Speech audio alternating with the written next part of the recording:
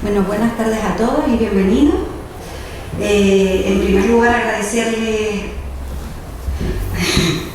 agradecerle a don Javier Ortega que esté aquí esta tarde y a los asistentes por lo quitamos y terminamos antes porque es que si no me pongo de los nervios.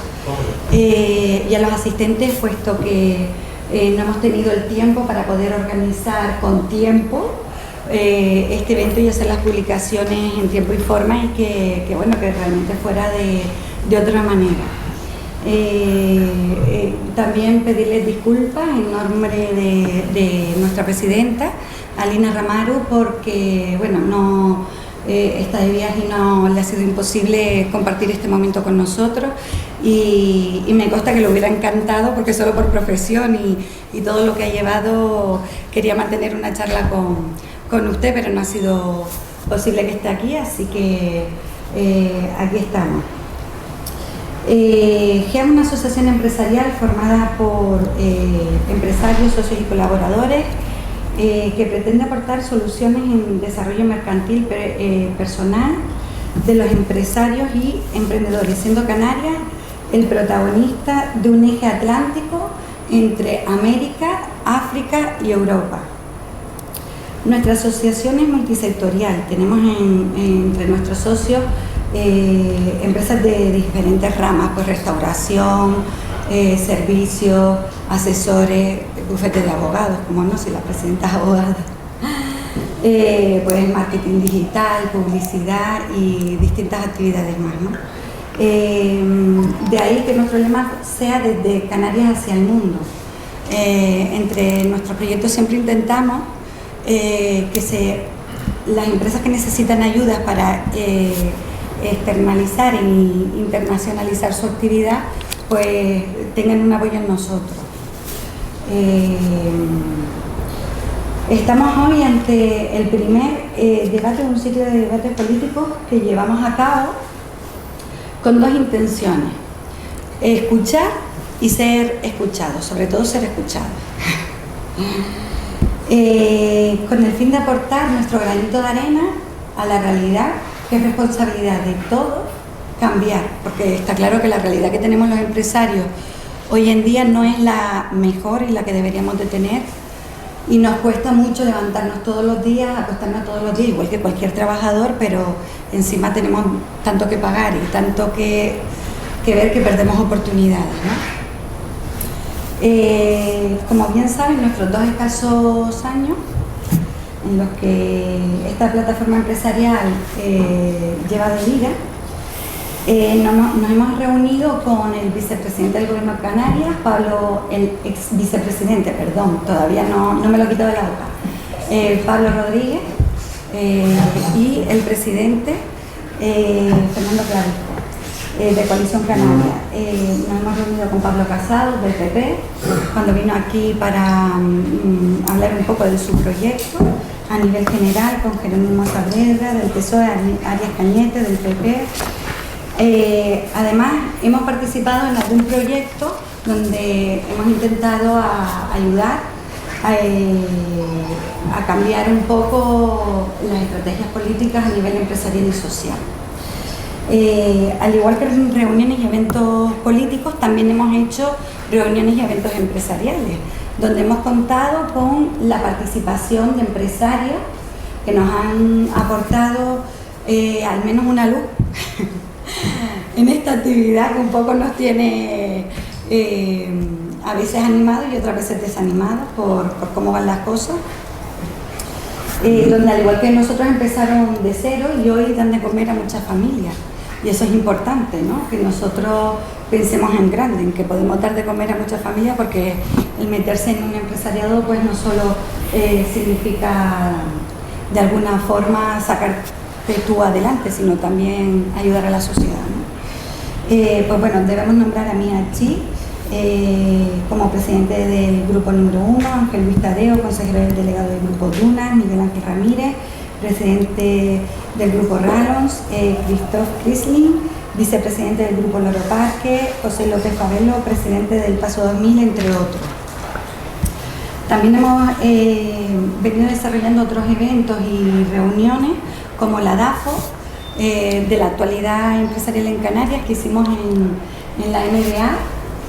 Y en esa ocasión pudimos participar en la mesa de debate con Jarov Kilouni Joseph, consultor de Naciones Unidas para la Agricultura y la Alimentación, el director de Medio Ambiente del Costriplan, con el director de la zona SEC, Alejandro Cañete, con Jorge Gutiérrez, socio director de Price Waterhouse en Canarias, Pablo Antonio de Ángelis, que era el cónsul de Argentina, ahora lo han destinado a otro sitio, y con Ángel Treviño, que en ese momento era el presidente de Jóvenes Empresarios del Atlántico. Igualmente disfrutamos una tarde con el embajador de Argentina, tuvimos una mañana un aprendizaje con Juan Verde, el exconsejero del expresidente estadounidense Barack Obama, que la verdad que no solo nos aportó otra visión empresarial y de emprendeduría, sino que también puso esa parte humana en un par de cosas que nos contó, y la verdad que fue impresionante, fue un desayuno de los mejores que hemos tenido. Por otro lado, hemos participado en la presentación de AMAC, la primera asociación de mujeres empresarias en Canarias, que ayudamos desde los inicios y hasta su constitución. Y aparte participamos en la reunión multisectorial en la COE en Madrid, que organizó el presidente Macri, el presidente argentino, comunión entre las empresas españolas y argentinas, donde nosotros fuimos no solo para hacer negocio, sino también para intentar traer empresas argentinas que pues bueno, contando un poco todo lo de la zona SEC, pues todas las ventajas fiscales que tiene Canarias, pues se viniera para acá. Hicimos lo que pudimos, porque no sé la verdad, al final no sé lo que logramos. Pero bueno, al menos estábamos nosotros, porque en representación del gobierno de Canarias no había nadie, solo alguien de Proesca, que nos encontramos a última hora, y fue una pena porque fue algo que realmente se desaprovechó y estamos faltos de oportunidades en Canarias por el sitio donde estamos. Después de este breve resumen de lo que es la asociación, lo que hemos hecho y un poco en el camino en el que estamos, que no somos una asociación que simplemente estamos para hacer negocios y como internamente nosotros decimos, y en confianza, como postureo, sino que estamos para trabajar, pues doy paso sin más a nuestro presidente de honor, don Ángel Treviño.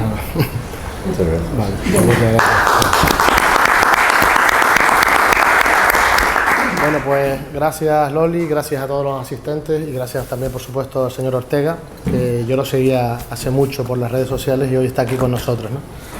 Yo, pues nada, Loli, lo has explicado todo muy bien, todo lo que hemos hecho.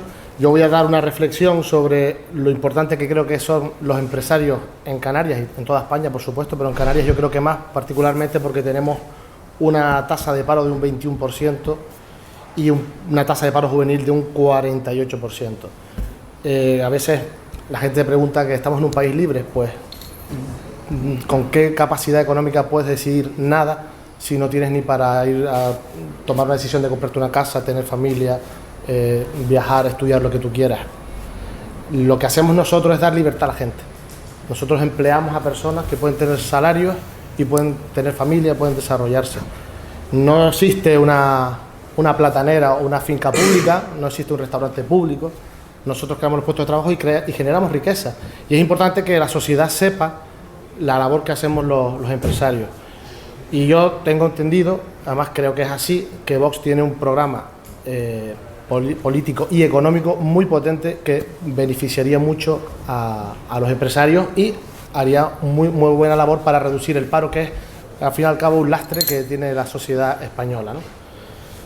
Nosotros sabemos que Canarias tiene una lejanía, hace que la cesta de la compra sea cada vez más cara y es de las más caras de toda España. Tenemos problemas con el impuesto de la IEM, tenemos problemas con el DUA. Cada vez que traemos un paquete aquí tenemos que hacer un despacho de aduanas como si fuéramos otro país, ni siquiera de nuestro propio territorio. Tenemos un régimen fiscal especial que hay que conservar, que creemos que no está bien tratado, o los políticos no lo han hecho como deben de hacerlo. Y bueno, ya sabemos que hasta el problema de Thomas Cook nos ha causado un gran problema en Canarias, porque dependemos casi exclusivamente del sector de turismo y claro, no tenemos una base política que tire del carro y que sepa ver los problemas que realmente tienen los ciudadanos, ¿no? Entonces yo, sin más, quiero hacerle algunas preguntas al señor Ortega en referente sobre todo a la parte económica general, a ver qué soluciones puede plantear Vox para que los empresarios pues tengamos mejores salidas y mejores posibilidades. La primera, como está el tema de Cataluña, pues quería hacerte una pregunta: ¿en qué afectaba económicamente a España el desafío que está ocurriendo ahora mismo en Cataluña? Una cosa importante. La otra pregunta es en qué mejoraría la reducción y la desaparición de las comunidades autónomas, porque Vox creo que es un partido que quiere reducir o quitar las comunidades autónomas. Pues ¿en qué beneficiaría al empresario y al ciudadano de a pie? ¿Qué beneficio tendríamos, ¿no? Y luego, pues en general, ¿qué propuestas tiene Vox para mejorar la emprendeduría y reducir el paro? Sobre todo el tema de autónomos, el coste que tenemos, los impuestos, que cada vez nos tienen más asfixiados, la gente tiene menos dinero, ha subido los salarios, pero eso ha conseguido que haya que echar a más gente. Y bueno, hay unos desafíos muy importantes y claro, nosotros creo que somos muy importantes para la sociedad, y que partidos como Vox vengan a escucharnos creo que es algo de merecer y de valorar. Así que muchas gracias. Bueno, muy bien, pues muchísimas gracias en primer lugar por la invitación. Pues para mí es un honor estar con los que desde Vox consideramos que son los héroes olvidados de la sociedad española, que son los empresarios. Yo venía a llamarles emprendedores. Emprendemos muchas cosas en la vida, los empresarios son algo más, crean empresa, y la empresa, como todos vosotros, como todos ustedes saben, es mucho más. Empresa es riesgo, empresa es lanzarse a una aventura incierta, y empresa es arriesgar muchas veces, hasta, no digo ya solo tu patrimonio, sino tu propia salud, tu propia seguridad, la de tu familia, tu libertad, etcétera. Bueno, digo que es un honor y que muchísimas gracias, de verdad que a mí me alegra enormemente tratar con esa parte de la España viva que crea riqueza y no que vive del cuento y de la subvención, que es a lo que desgraciadamente nos vemos acostumbrados cuando algunos hemos dado el paso de saltar de nuestra situación de España autónoma. Yo he sido un abogado autónomo toda mi vida, a tenerte que enfrentar en los debates políticos con quienes llevan toda la vida viviendo el cuento y sin crear ninguna riqueza. Bueno, voy a intentar ir contestando al máximo posible de las preguntas, o dando al menos mi opinión. Bueno, Cataluña es un desafío. Bueno, Cataluña no, los separatistas en toda España, porque no es solo desgraciadamente en Cataluña, es en el País Vasco, es en Galicia, es en Baleares, es en Valencia.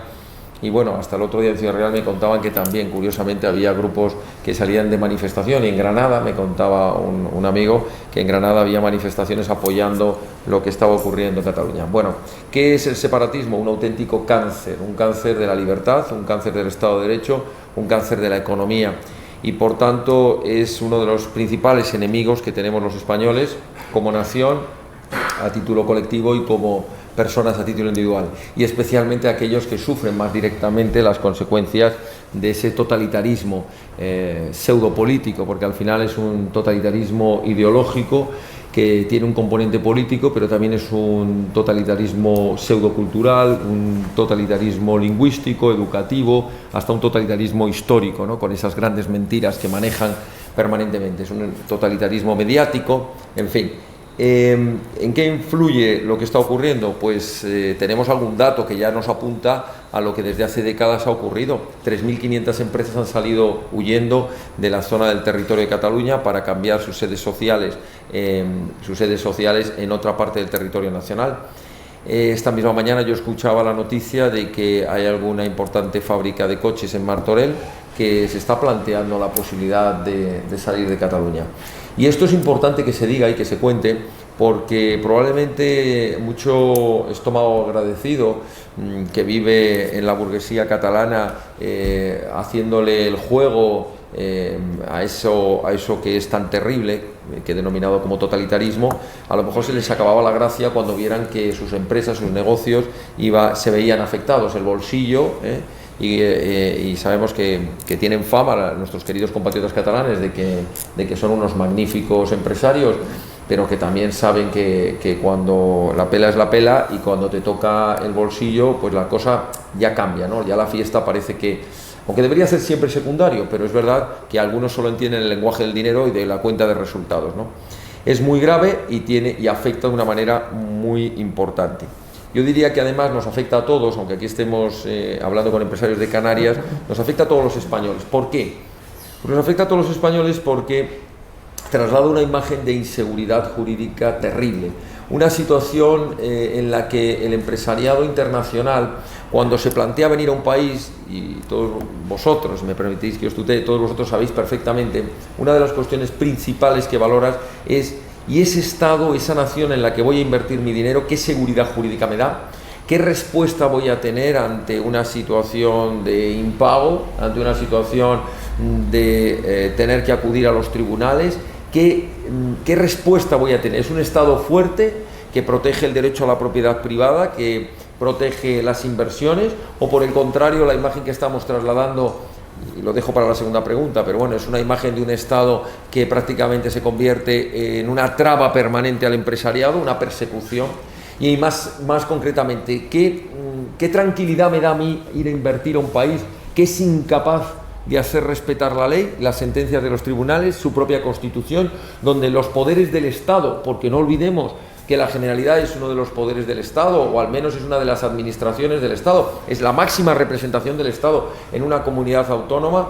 ¿Qué imagen trasladamos al resto del mundo? Pues una imagen, permítaseme la expresión, de un Estado, iba a decir bananero, porque aquí tenéis banana y buen plátano, un Estado fallido, un Estado fallido. Esa es la realidad, la situación de que en España se ha perdido el control, de que ya no hay Estado de Derecho y que cualquiera puede hacer lo que le dé la gana, puede quemar contenedores, puede amenazar, puede desafiar, puede despreciar a todas las instituciones. Por tanto, creo que nos afecta a todos los españoles y al mundo empresarial muchísimo.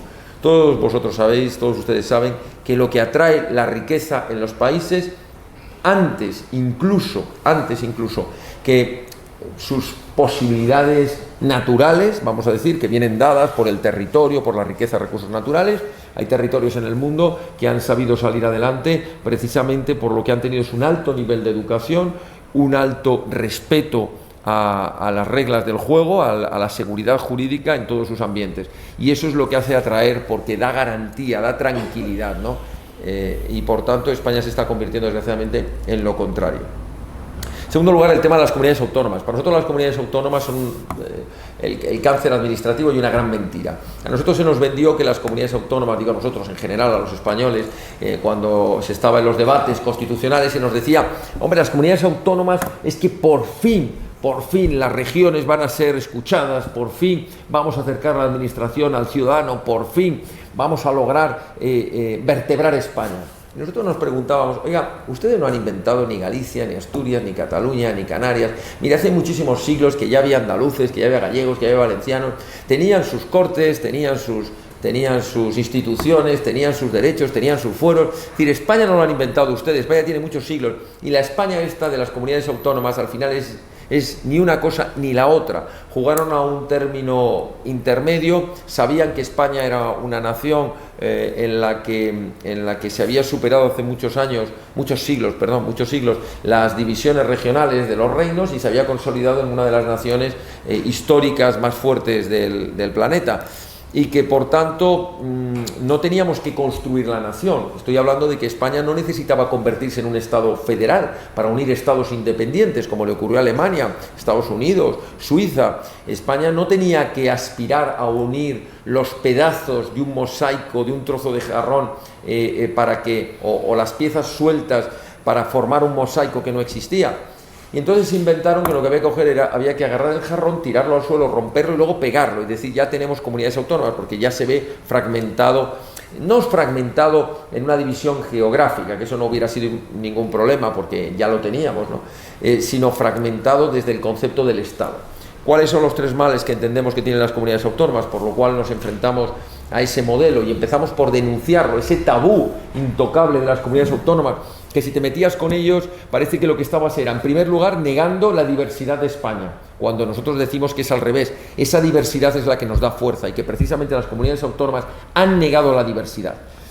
El que haya conocido la realidad del País Vasco sabrá que Álava es bien distinta a Vizcaya, y Vizcaya a Guipúzcoa, pero el centralismo del gobierno vasco y del estatuto vasco lo que ha hecho es que todos van a ser Vizcaya ahora. Entonces las peculiaridades se acaban, hay que unificar la lengua, hay que unificar las costumbres, hay que unificar... No, es que España es peculiar en sus provincias, en sus regiones y hasta en sus pueblos, pero esa peculiaridad, esa diversidad es lo que nos ha hecho fuertes en la historia. La primera gran problema de las comunidades autónomas ha sido quebrar con un principio básico, el principio de la igualdad de derechos y obligaciones de los españoles ante la ley, porque no es verdad, y lo diremos 1000 veces con todos los ejemplos que seamos los españoles iguales ante la ley, es mentira. Empezando por la ley electoral, que es una auténtica aberración, donde el voto de un español en un sitio vale 2,5 veces más que en otro, o en otro 2,5 veces menos. No, es que los españoles no somos iguales en cuanto a las prestaciones sanitarias. Por ejemplo, en comunidades autónomas sí se aplican y están subvencionadas y están cubiertas la prestación de determinadas vacunas, y en otros sitios no, como si los niños fueran diferentes en cuanto a las enfermedades, dependiendo de en qué comunidad nazca. En cuanto a la fiscalidad, evidentemente no somos iguales en la fiscalidad, depende en qué comunidad autónoma te encuentres. No estoy hablando de las peculiaridades que pueda haber por una situación histórica o una situación geográfica como es Canarias. Estoy hablando que no es lo mismo la fiscalidad que hay en Madrid, por ejemplo, con el impuesto de ese aberrante impuesto de sucesiones, o la que pueda haber, por ejemplo, en Castilla-La Mancha, o la que pueda haber en Asturias, uno de los impuestos de sucesiones más caros de España, o en Andalucía. ¿Qué es lo que estamos diciendo? Lo que estamos diciendo es que nos han hecho diferentes ante la aplicación de la ley, nos han hecho diferentes en cuanto a la prestación de servicios, nos han hecho diferentes en el trato del propio Estado a la hora de distribuir los recursos. Llevamos 40 años viéndolo todos en directo por televisión. Aquí la comunidad autónoma que más llora, que más clama, que se considera más victimista, cuyos diputados exigen con más deslealtad, con más insolidaridad, si queréis, aunque es un término que a mí no me gusta. La palabra solidaridad dentro de una nación yo no la entiendo, porque la solidaridad sabéis que es un concepto que se refiere al ajeno, que puedo ser solidario con alguien que me encuentro en la calle o en otro país, pero cuando estamos hablando de hermanos de una nación, no estamos hablando de que yo soy contigo solidario, porque eso lleva un principio de libertad. Si quiero lo soy, si no, no. No, estamos hablando de un principio de justicia. Es porque es de justicia que los españoles tenemos que tener igualdad de oportunidades, igualdad de leyes, igualdad de recursos, igualdad de oportunidades. Y no es así. Las comunidades autónomas más desleales, y tenemos el ejemplo claro con la comunidad autónoma de Cataluña, que están en un permanente desafío, son las que han recibido más recursos. Yo contaba el otro día que 2/3 de los recursos que vienen del Fondo de Liquidez Autonómica y del Fondo de Financiación de las Comunidades Autónomas están yendo a Cataluña. ¿Por qué? Por ese estúpido afán de pensar que a base de regar con dinero al desleal, este va a convertirse más leal, que es tanto como pensar que a un tigre, cuanto más lo alimentes, corres menos riesgo de que te coma. Lo que será, estará más fuerte y entonces podrás vencerlo más difícil. Nos ha creado antes decíamos duplicidad, ya vamos por la triplicidad, cuatriplicidad, porque al final tenemos, legislativa me refiero, las comunidades autónomas han multiplicado por 17 la legislación en cualquier materia. Cualquier empresario que quiera llevar a cabo su actividad sabe que, como se dedique a una actividad que tenga que aplicar en todo el territorio, va a tener que aprenderse de memoria 17 ordenamientos jurídicos diferentes, contradictorios, contrapuestos, superpuestos, porque además le sumamos la legislación del Estado, la legislación de las comunidades autónomas, la legislación de los ayuntamientos, etcétera, etcétera. Hace duplicidad, hace diversidad, y lo que es más terrorífico de todo, se ha convertido en un auténtico trampolín para los que quieren destruir la unidad de la nación, porque si nos hubiéramos quedado, y mal está, en una disfunción meramente administrativa, si nos hubiéramos quedado únicamente, y mal está, en una desigualdad de tipo fiscal o de planes de educación diferentes o en planes sanitarios, mal está, porque somos una nación, mal está.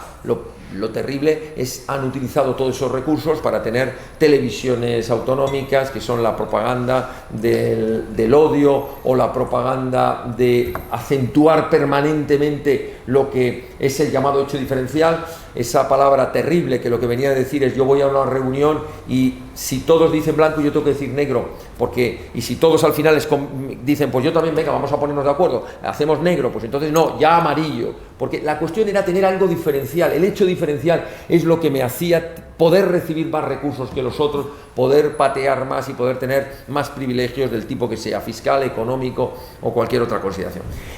Hablamos de duplicidad, hablamos de legislativa y hablamos de ineficacia en los recursos. Desde que comenzaron en el año 83 todo el proceso de entrega de las transferencias, por ejemplo, en sanidad, el presupuesto de sanidad de todo el Estado español se ha multiplicado por 4, pero la población no se ha multiplicado por 4. Entonces, ¿qué es lo que pasa? Pues alguien dirá, hombre, que tenemos mejores prestaciones. No vemos eso los españoles, vemos que las listas de espera siguen siendo interminables, vemos que se sigue manejando hospitales deficientes en cuanto a sus servicios, en cuanto a las dotaciones de personal. ¿Qué es lo que ha pasado? Que lo que ha crecido 4 veces es una burocracia que gira en torno a esas 17 consejerías. Bueno, y aquí con el sistema insular, pues ¿qué os voy a contar? Es decir, la administración encima se multiplica por los cabildos, por todas las cuestiones, y van inventándose, como en Aragón, vamos a crear las comarcas, que las comarcas, el 85% de las comarcas aragonesas, el 85% del presupuesto se va en personal. Es decir, han creado una estructura que el 85% es para pagarse sueldos. Entonces, ¿qué queda? No queda nada. Entre sueldos, edificios, coches oficiales y demás, no hay. Es decir, los españoles no hemos recibido 17 veces más de Estado, sino 17 veces menos. Y además, ya digo, de una manera injusta, porque ni siquiera se ha repartido ese esfuerzo y esa carga de manera igual. Y en cuanto a las empresas, ¿qué propone Vox? Bueno, pues en primer lugar, vamos a decirlo de una manera en positivo. Lo voy a decir en negativo, lo voy a decir en positivo. Dignificar la figura del empresario. Dignificar lo que significa el empresario español, convertir al empresario español en un auténtico referente social, sacar del empresariado español ese mantra de que estos son los explotadores, los usureros, los que no pagan impuestos, al final son los que aplastan a la clase trabajadora, son los que... todo ese discurso trasnochado de la izquierda sectaria, pero que desgraciadamente el consenso socialdemócrata lo ha comprado, ¿no? Es decir, aquí la clase trabajadora, pero qué leche, qué más trabajador que un empresario que trabaja no las 8 horas, las 24 horas que está en su casa dándole vueltas, que no duerme esa noche a ver cómo consigue pagar ese impuesto que tiene al día siguiente, cómo consigue pagar las nóminas a los trabajadores. Pues lo primero que nosotros decimos como primera medida es que hay que hablar a los españoles y decirles que dentro de España hay una serie de héroes abandonados, olvidados, entre los que se encuentran nuestras Fuerzas Armadas, nuestros cuerpos y fuerzas de seguridad del Estado, algunos jueces, fiscales y por supuesto los empresarios, el personal sanitario, es decir, todas estas personas que se están dejando la piel realmente por sacar adelante la economía, por lograr que España tenga mayores cotas de libertad, por asegurarnos a todos una existencia mucho más digna, y que al final están siendo vilipendiados. Segundo gran tema, no valen solo cuestiones de reconocimientos públicos, que están muy bien, luego hay que ir a medidas eficaces. La primera, hay que llevar a cabo una profunda rebaja fiscal, pero profunda rebaja fiscal significa terminar con muchos impuestos o bajar otros al máximo posible. Primero, porque somos de los que creemos, en contra de lo que parece que es el discurso único, que la bajada de una presión fiscal genera mayor riqueza y por tanto genera al final mayor recaudación y más recursos públicos. Cuando nos echan en cara, es que ustedes lo que quieren es que no haya dinero para pagar a la sanidad, para las pensiones, para que se hagan obras, nosotros decimos, no, lo que queremos es que de una vez por todas haya dinero para eso y no para todo el gasto político innecesario. Nosotros decimos que impuestos confiscatorios, brutalmente confiscatorios, injustos, como es el impuesto de sucesiones, como es un impuesto de plusvalía, como puede ser en cierta medida el impuesto de actos jurídicos documentados en algunos casos, nos estamos encontrando el impuesto de patrimonio con impuestos que realmente están gravando doblemente. Tiene una doble imposición sobre algo que ya has pagado y a veces has pagado hasta 3 veces o que pagas todos los años cuando tienes que pagar los impuestos del IBI, etcétera, etcétera. Segunda cuestión importantísima, el impuesto de sociedades. Nosotros consideramos, y tenemos buenos ejemplos como Irlanda, que creo que anda ya por un 15%, que se convierten en auténticos polos de atracción. Tú le estás diciendo al empresariado, y nosotros proponemos que en ningún caso pase esa fiscalidad de un 20%.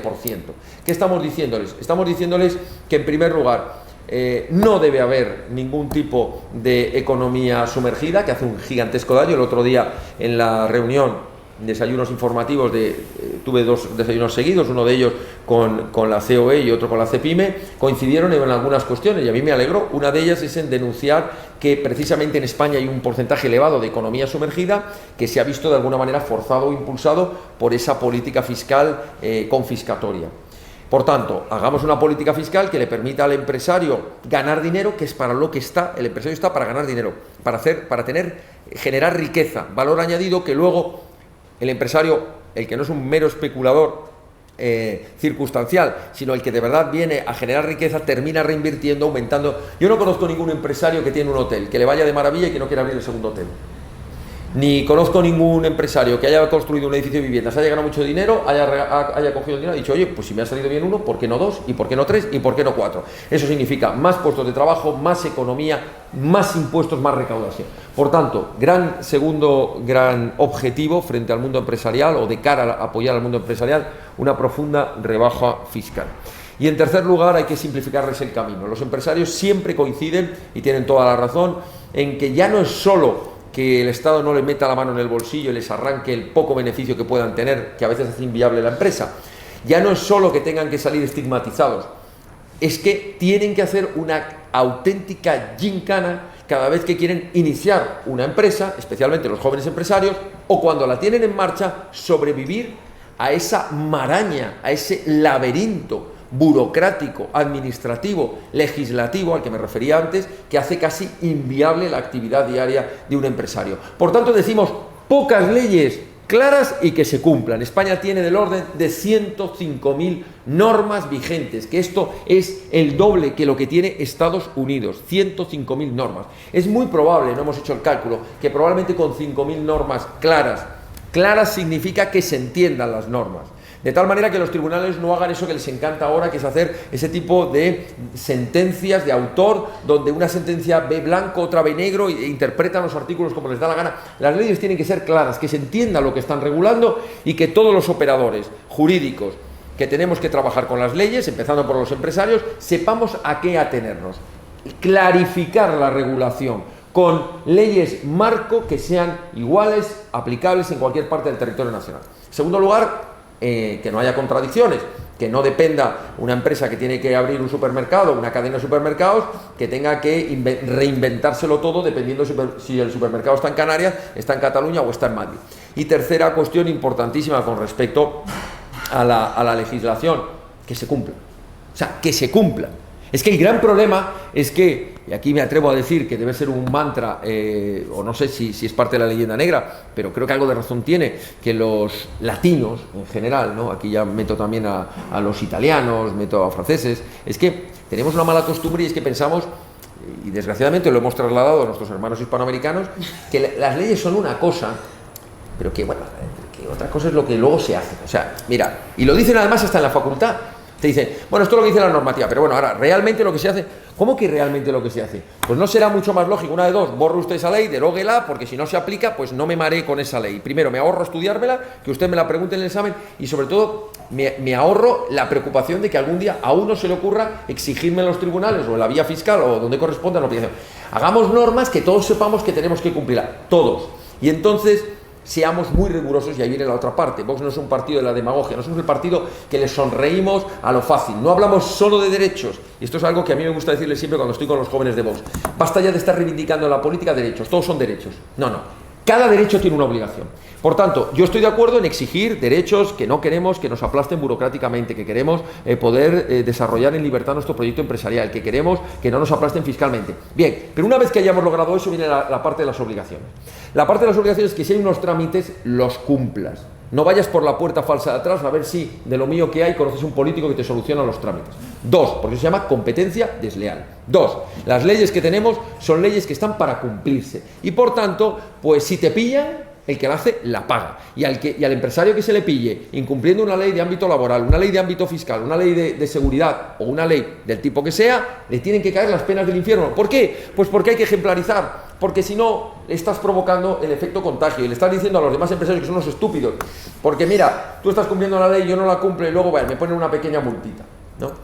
Y por tanto es muy importante lograr ese tercer efecto, que una vez que tengamos regulado un mercado igual para todos, un mercado con igualdad de oportunidades, nos tomemos en serio a que el Estado de Derecho debe funcionar, que las leyes están para cumplirse, que las instituciones están para respetarse y que por tanto nos irá mucho mejor a todos si entendemos que este juego de derechos y obligaciones se tiene que hacer por todos con igualdad de oportunidades y con igualdad de obligaciones.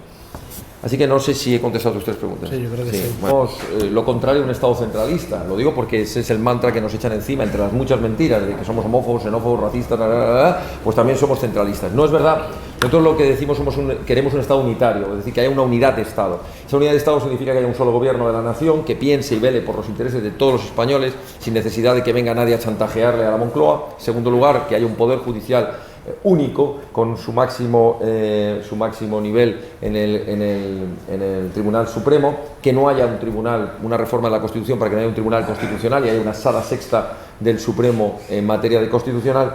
Y aquí voy a lo siguiente, que haya, bueno, por supuesto, un poder judicial absolutamente independiente, una única Cámara Legislativa, y voy a la parte que tú decías, y una administración descentralizada pero coordinada a nivel nacional. Esto significa que evidentemente la administración está cercana, pero no vivimos en una autarquía de nuestro pueblo, de nuestra provincia, de nuestra isla, de nuestra región.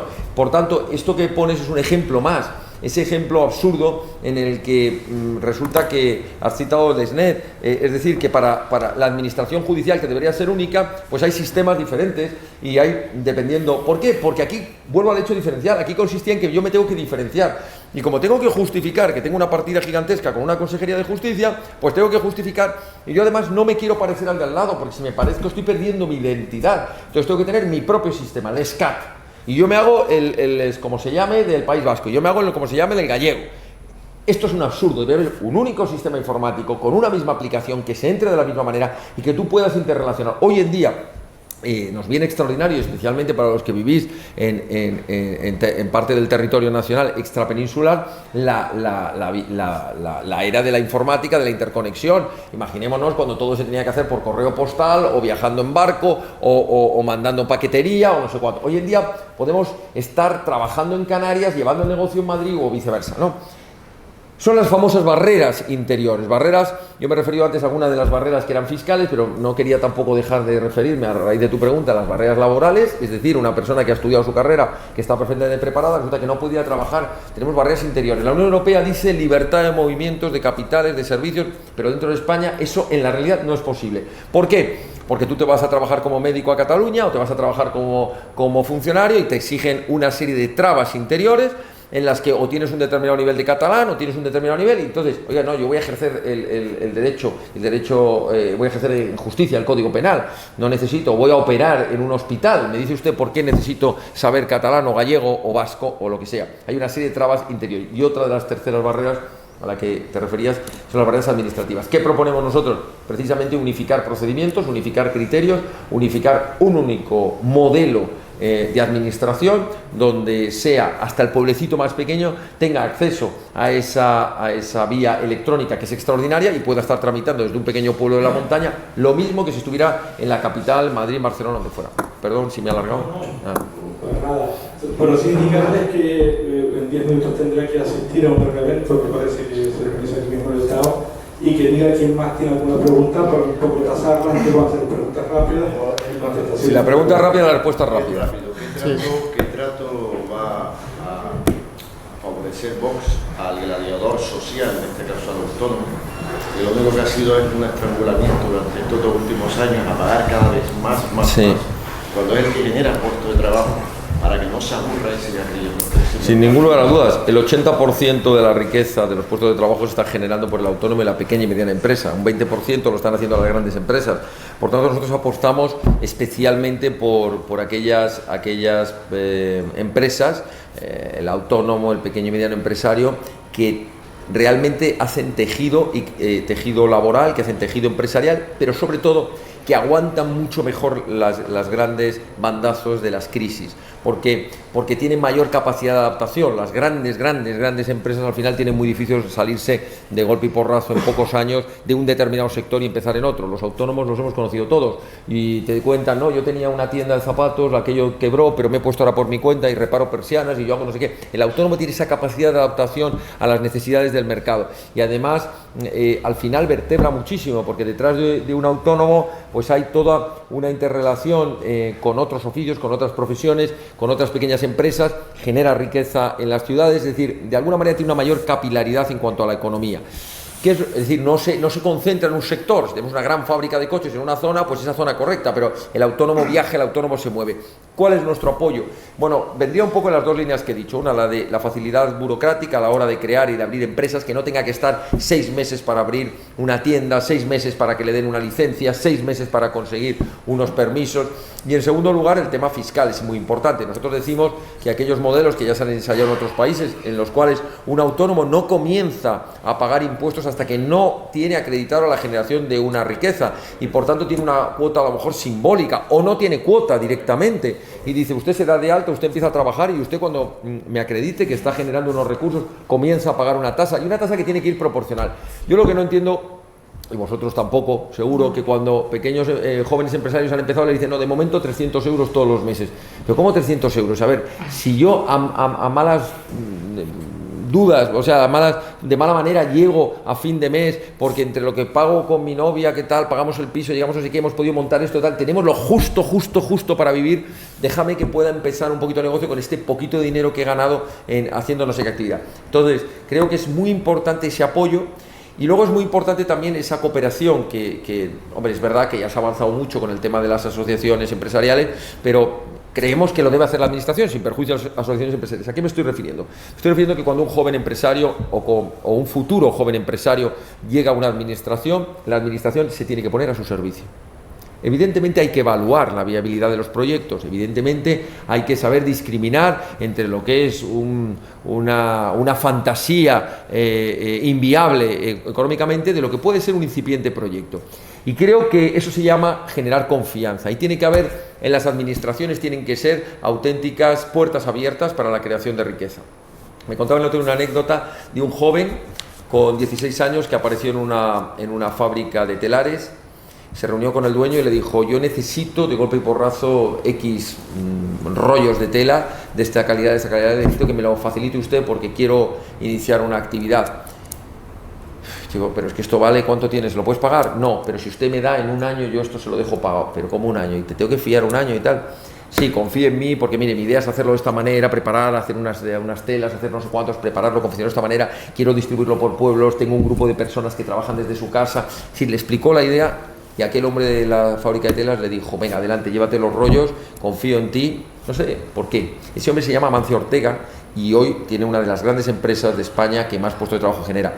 Y el que le autorizó aquello es una empresa que cerró con el tiempo, una empresa de telas, pero que tiene la gala del orgullo de que su abuelo, que a mí me lo contaba el nieto, su abuelo creyó en ese joven porque vio que tenía un proyecto viable, que él decía que iba a poner a las amas de casa a trabajar en sus determinadas horas libres confeccionando batas, que sabéis que es con lo que empezó, haciendo batas de estas guateadas, de estas de cuadros, de casa, de ama de casa y de amo de casa y todo lo que queráis, y de los abueletes. Y entonces, confianza, eso es lo que queremos, que haya una administración que ponga los recursos, diga, tenemos un fondo importante, si trae un joven ese proyecto, le vamos a financiar, le vamos a dar un crédito, pero no una subvención a fondo perdido. Se tiene que acabar esta España del dinero regalado, del yo te doy dinero y no me des peces, no me des panes, dame una caña de pescar, déjame comprar la caña de pescar y yo me comprometo contigo a que en cuanto tenga te devuelvo ese dinero con ese pequeño negocio que monté. En fin, es un poco la administración puesta al servicio de los españoles y no los españoles soportando a la administración en nuestras espaldas.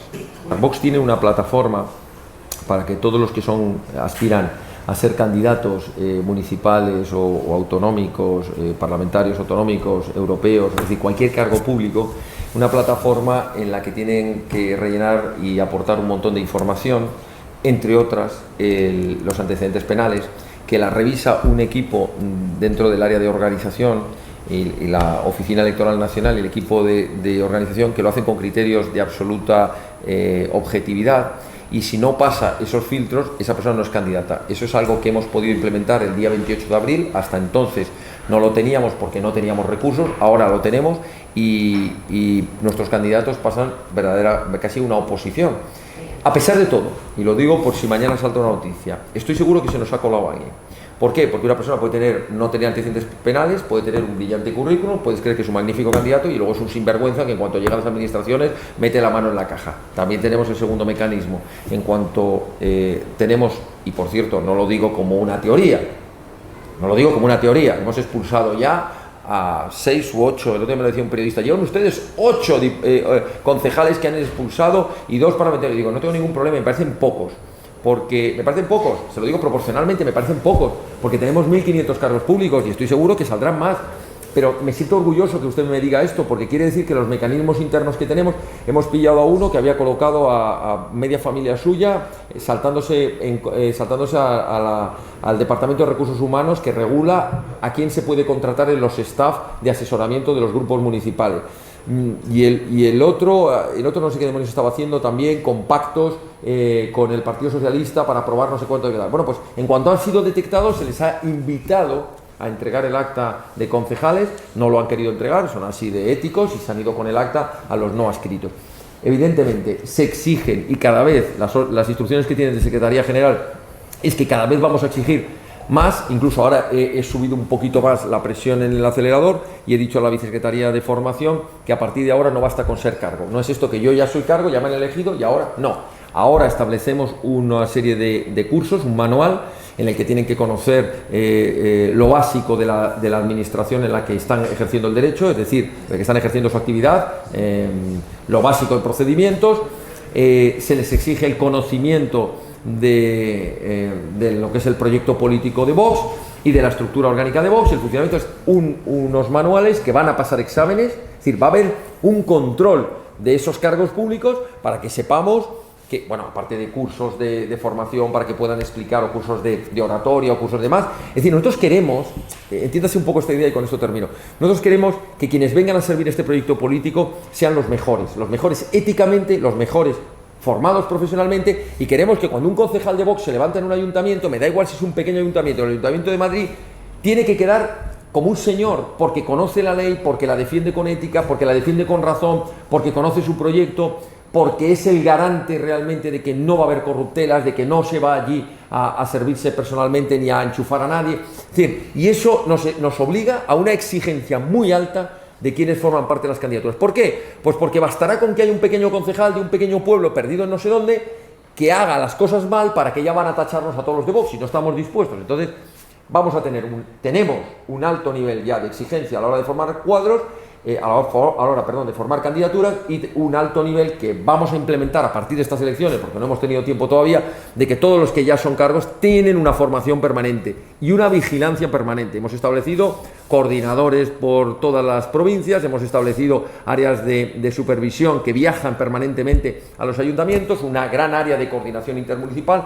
una gran área de coordinación interparlamentaria. Yo he estado hace menos de 15 días en una de esas reuniones y es impresionante porque se reúnen con todos los concejales, les dan instrucciones, les dan operativa para que trabajen conjuntamente. En fin, queremos ser de verdad auténticos servidores públicos y estamos empeñados en ello, y preferimos que de golpe y porrazo tengamos que decir, bueno, la mitad de los concejales los sentimos mucho fuera, renunciamos a ellos y empezamos otra vez, porque es la única manera en que se va a poder construir un proyecto que de verdad sea útil a los españoles. Lo demás es jugar a lo que se ha jugado siempre en la política, colocarse en el puesto, a vivir del puesto y a ver si las próximas elecciones hago elegido y sigo viviendo otros 4 años más.